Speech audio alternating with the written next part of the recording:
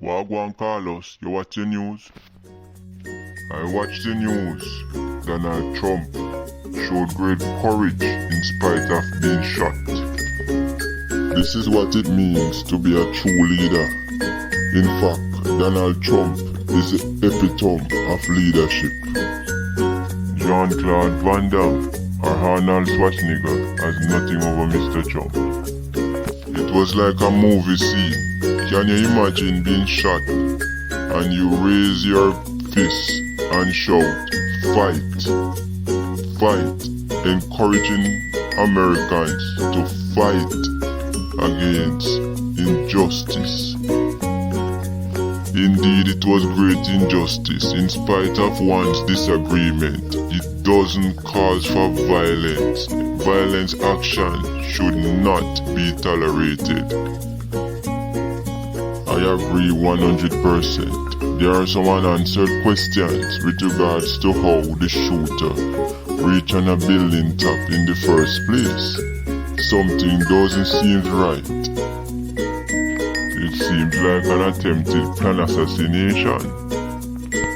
Coordinated effort to unalive President Trump. I don't believe the bullets missed. I believe the bullets were divinely turned away from Mr. Trump. Divine intervention. I spent 10 years in the army and I understand weaponry. It is highly improbable that the shooter will miss someone like Donald Trump. I share the sentiment that it was divine intervention.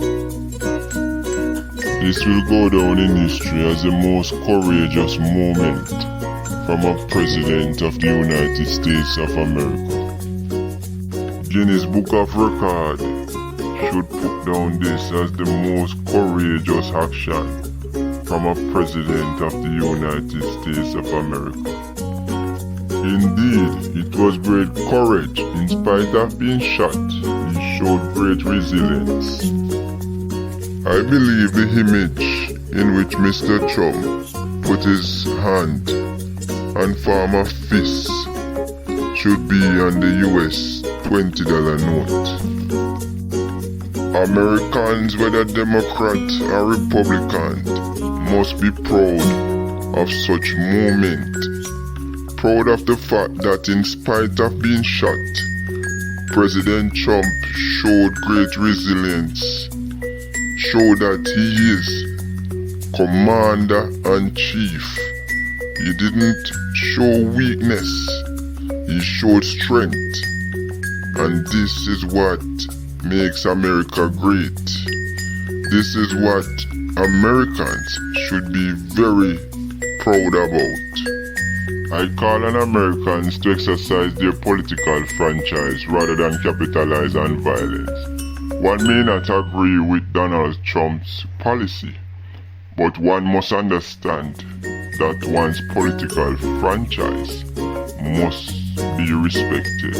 One must be allowed to voice their opinion. A thought came to my mind. What if God was thinking the same way? Striking us down because we don't agree with our lifestyle. There are people who believe that it is okay to shoot at President Trump. But I want those people to understand that in spite of one's disagreement, one may not agree with President Trump. And it is understandable that one may not agree with everything. Because we all have freedom of choice and freedom of speech. But it doesn't call for any acts of violence because of disagreement.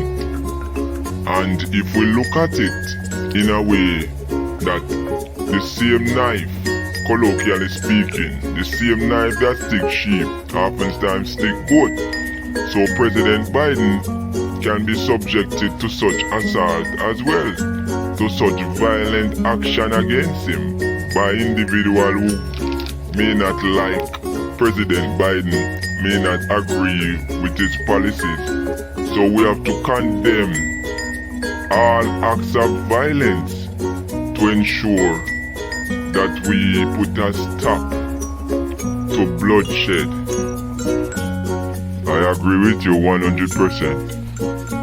I agree with you, my friend. Violent action warrants violent reaction. Let me go and get ready for church now. Take care now, my friend. Take care, friend. I can't support acts of violence against anyone, even if I dislike someone.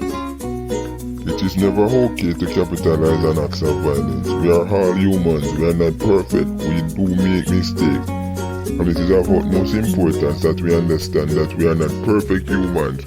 We may disagree with things about someone, but it doesn't mean that we should capitalize on acts of violence. Because after all, nobody is perfect. What transpired at President Trump's rally was very unfortunate. Indeed, people should exercise their political franchise rather than capitalize on acts of violence. So true, my friend. Hello, my daughter.